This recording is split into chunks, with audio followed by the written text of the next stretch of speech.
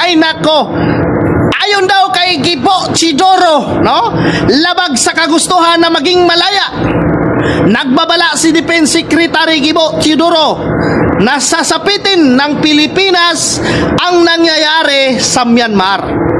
Sakaling magkudita ang Armed Forces of the Philippines laban sa Administrasyong Marcos. Ayon kay Teodoro, anumang extra konstitusyonal na hakbang ay maaaring magdudulot ng pagkawala ng pagkilala ng ibang bansa sa Pilipinas at mapahinto sa kalakalan.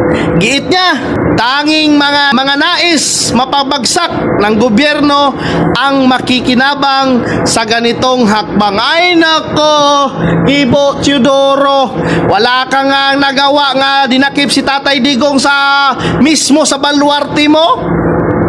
Ay sus, nagsalita ka.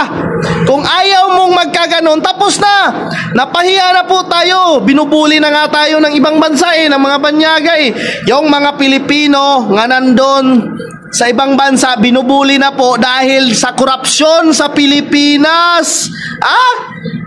Tapos sabihin mo ngayon nga maaaring mapahinto ang kalakalan. Pag sure, dili na mapahinto, no?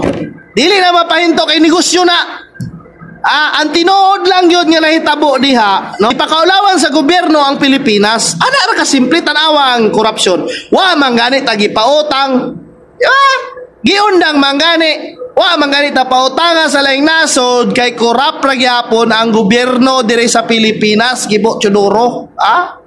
Korap.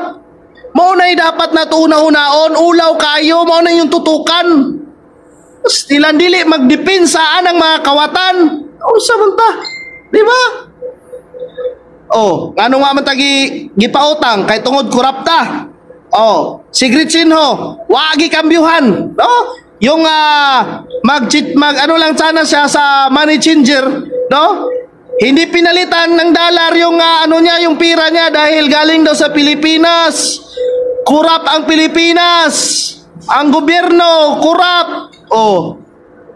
Tapos sabihin mo, tanging mga nais mapabagsak ang gobyerno ang makikinabang. Pag sure, ituwid. Paano tayo magkakaroon ng pagbabago, no? Sa Pilipinas, paano tayo makapag-isip ng paano umudlan ang ating bansa kung ang nakalagay diyang gobyerno, korap? Ngayon, di ba? Pinapahiya na po tayo ng ating gobyerno, yung Pilipinas mismo pinapahiya na ho sa ibang bansa. Sa anong administrasyon nga hindi po tayo pinautang, binubuli yung ating bansa, no? Kawawa yung mga overseas worker natin doon. Sila ho, malaking ambag po nila sa pag-unlad ng ating bansa, yung mga overseas worker. Tapos sila yung nandoon, sila po yung napapahiya dahil sa kagagawan ng corruption dito sa Pilipinas.